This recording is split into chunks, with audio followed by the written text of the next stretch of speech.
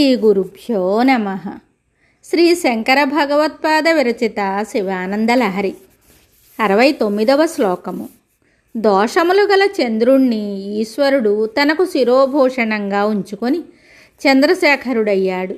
దోషములు గల చంద్రుడి వలనే తనను కూడా స్వీకరింపమని శంకరులు శివుణ్ణి కోరారు. జడత పసుత కళంకిత కుటిలచరత్వం చ నాస్తి మయి దేవ అస్తి యది రాజమౌళే భవదాభరణస్య నాస్మి కిం పాత్రం.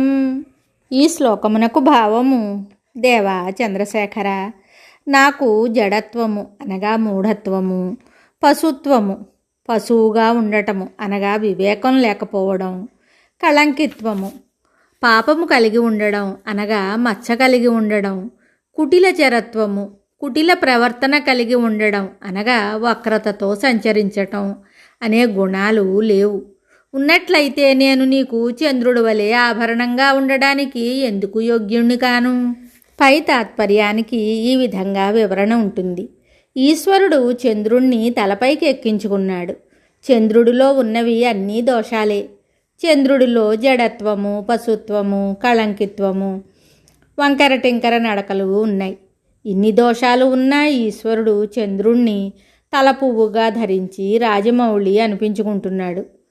అటువంటి దోషాలు ఏవి తనలో లేవని, ఉంటేనే బాగుండేదని, అలా దోషాలు ఉంటే తాను కూడా శివునకు సిగపువ్వు అయ్యేవాణ్ణని శంకరులు ఈ శ్లోకంలో చెప్పారు.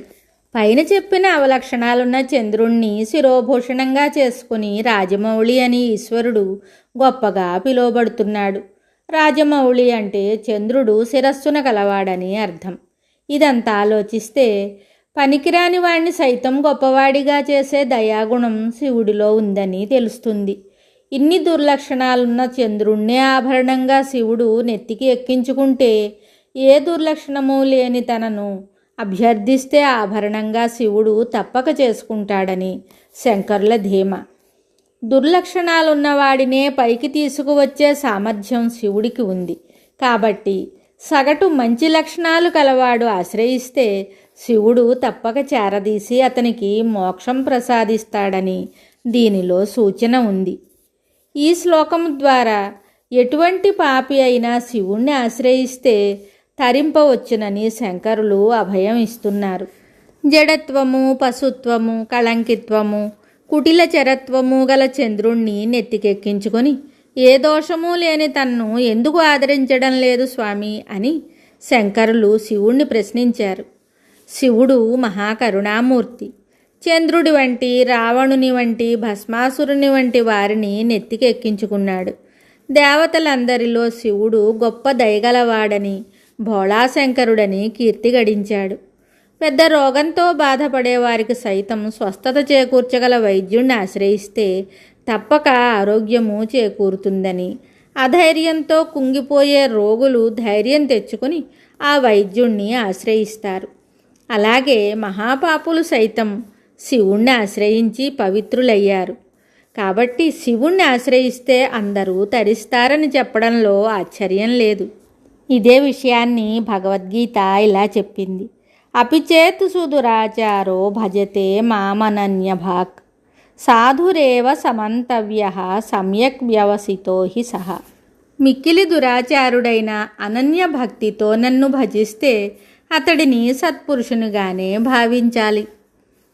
మాం హి పార్థ వ్యపాశ్రిత్య ఏపి స్యుః పాపయోనయః స్త్రియో వైశ్యాస్తదా శూద్రాః తేపి యాంతి పరాంగతిం కిం పునర్బ్రాహ్మణాః పుణ్యాః భక్తా రాజర్షయస్తథా.